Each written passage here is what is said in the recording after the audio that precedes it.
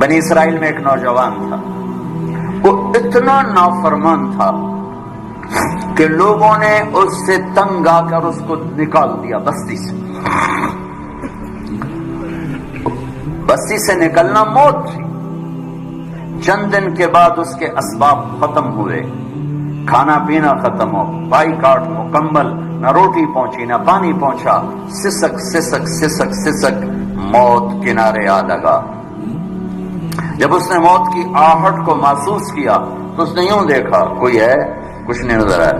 پھر اس نے یوں دیکھا کوئی ہے، اسے کوئی نظر نہیں آیا۔ پھر اس نے بڑی ندامت سے یوں آسمان کی طرف دیکھا اور کہا اور کیا کہا، یا من لا تضرہ الذنوب ولا تنقصہ المغفرہ، اے وہ رب جو معاف کرنے سے گھٹتا نہیں اور عذاب دینے سے بڑھتا نہیں۔ میں نے ساری زندگی تیری نافرمانی کی، مجھے سب نے چھوڑ دیا ہے، میری بے بسی پہ رحم فرما، میری آمد ہے، تو نہ مجھے چھوڑ کہ تیرے نیک بندوں سے میں نے یہ سنا ہوا ہے تو بڑا مہربان ہے، مجھے نہ چھوڑ۔ یہ کہتے کہتے وہ مر گیا۔ اللہ نے موسیٰ علیہ السلام سے فرمایا، موسیٰ میرا ایک یار جنگل میں مر گیا ہے، ایک یار میرا ایک دوست جنگل میں مر گیا ہے، اس کے جا کے جنازے کا انتظام کرو اور لوگوں میں اعلان کر دو جو اس کے جنازے میں شریک ہوگا آج وہ بھی بخشا جائے گا۔ لوگ بھاگے، آگے دیکھا تو وہ بدماش، لوگ کہنے کے موسیٰ کیا کہہ رہے ہو، یہ اللہ کا ولی ہے، یہ وہی ہے جسے ہم نے دھکے دے کے نکالا، یہ وہ ہے، یہ کہاں سے اللہ کا دوست اور ولی بن گیا، یہ کہاں سے یہ مرتبہ پا گیا؟ تو اللہ تعالیٰ سے موسیٰ علیہ السلام نے عرض کی، یا اللہ تیرے بندے یہ کہہ رہے تو یہ کہہ رہا ہے۔ تو اللہ تعالیٰ نے فرمایا وہ ٹھیک کہہ رہے ہیں، میں بھی ٹھیک کہہ رہا ہوں، یہ ایسا ہی تھا جیسے یہ کہہ رہے ہیں، لیکن جب اس پر موت آئی، اس نے دائیں دیکھا اسے کوئی نظر نہ آیا، اس نے بائیں دیکھا اسے کوئی نظر نہ آیا، پھر اس نے بے بسی سے مجھے دیکھا، میری طرف متوجہ ہوا۔ موسیٰ دیکھو، موت کے وقت کی توبہ قبول نہیں ہوتی، موت کے وقت کی توبہ قبول نہیں ہوتی، پر اللہ جو چاہے کر دے۔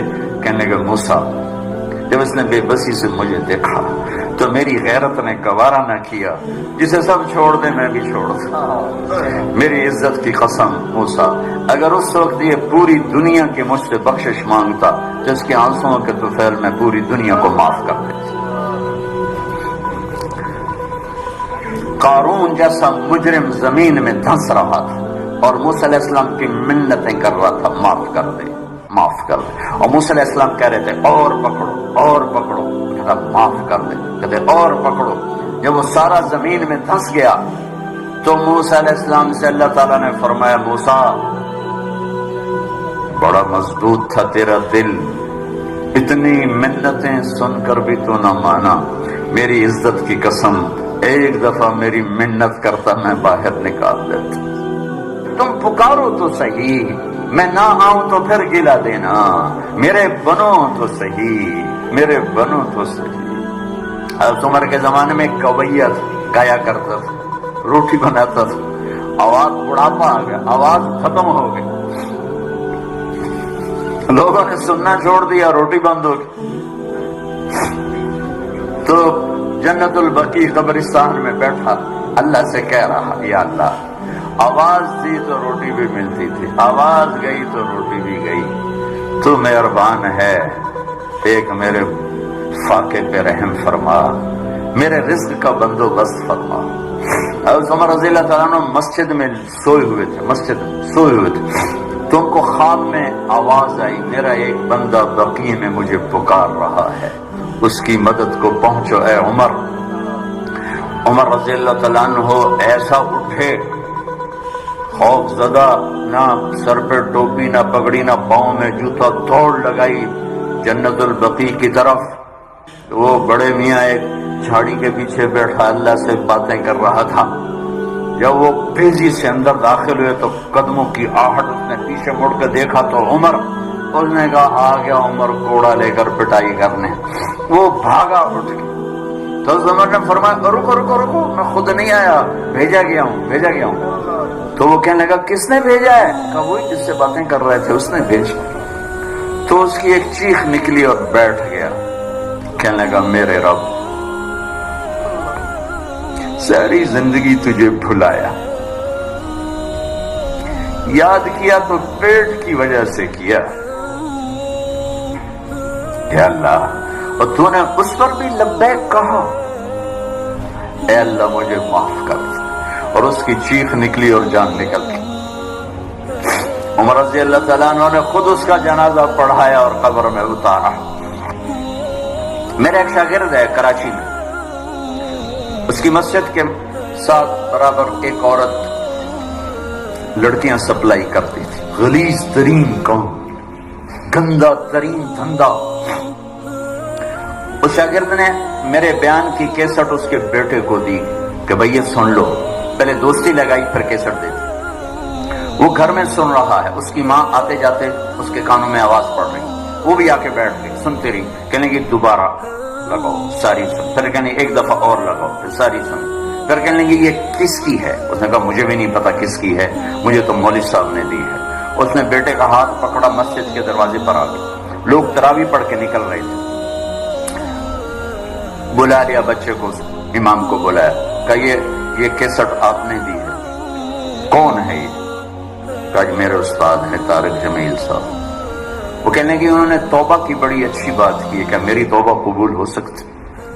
کیا کام کرتی تھی وہ؟ میں دوبارہ زبان پہ لاتے ہوئے شرما رہا ہوں، کیا میری توبہ قبول ہو سکتی؟ کہا ہاں جی، وہ کہہ رہے ہیں اللہ کہہ رہا ہے تو قبول ہی قبول ہے۔ کہا اچھا پھر میں تیرے سامنے اللہ کی بارگاہ میں توبہ کرتی۔ اور اگلے دن اس نے مسجد میں تراویح میں آنا شروع کر دیا۔ تراویح کے بعد جب دعا جو کہتی یا اللہ اگر میری توبہ قبول ہے تو مجھے اٹھا دے۔ ساری زندگی کام کیا میں نے بتا دیا ہے۔ یہ 5واں روزہ ہے اور وہ روز تراویح کے بعد کہتی یا اللہ میری توبہ قبول ہے تو مجھے اٹھا لے۔ 29ویں تراویح سجدے میں اللہ نے اٹھا لیا۔ ساری زندگی کیا کر کے گزری اور موت رابعہ بصری جیسی آئی۔ تو میرے عزیزوں، میرے بچوں، میرے بھائیوں، میری بیٹیوں، اللہ سے صلح کر لو، اللہ سے صلح کر لو، اللہ سے صلح کر لو۔ وہ ہمارا بن گیا تو من کان للہ کان اللہ لہ، ان وجدتنی وجدت کل شیء وان فتنی فاتک کل شیء وانا خیر لک من کل شیء۔ میرا بندہ میری طلب میں آ، میں ملا، سب کچھ ملا، میں نہ ملا کچھ نہ ملا۔ من تقرب تلقیتہ من بعید۔ ساری زندگی نافرمانیاں کر کے ابے کہاں جا رہے ہو؟ یار اللہ کو منانے جا رہا ہوں۔ اور تو کہاں جا رہی بڑی بھی؟ کہ اللہ کو منانے جا رہی ہوں۔ اب اس بڑھاپے میں تیری کون سنے گا؟ دانت تیرے نہیں، دکھتا تجھے نہیں، چلا تجھ سے نہیں جاتا، اب تیری معافی کہاں سے ہوگی؟ اب تیری کون سنے؟ وہ کیا کہہ رہا ہے؟ وہ اوپر والا کیا کہہ رہا ہے؟ من تقرب الیہ، جو میری طرف آتا ہے، جب سہارے سے آ رہا میں لے چلو مسیح تیرا بنو راضی کر، میں کیا کرتا ہوں؟ تلقیتہ من بعید، میں آگے بڑھ کے اس کا استقبال کرتا ہوں۔ میں معافی مانگنے کے لیے جو آ رہا ہے میں اس کا استقبال کرتا ہوں۔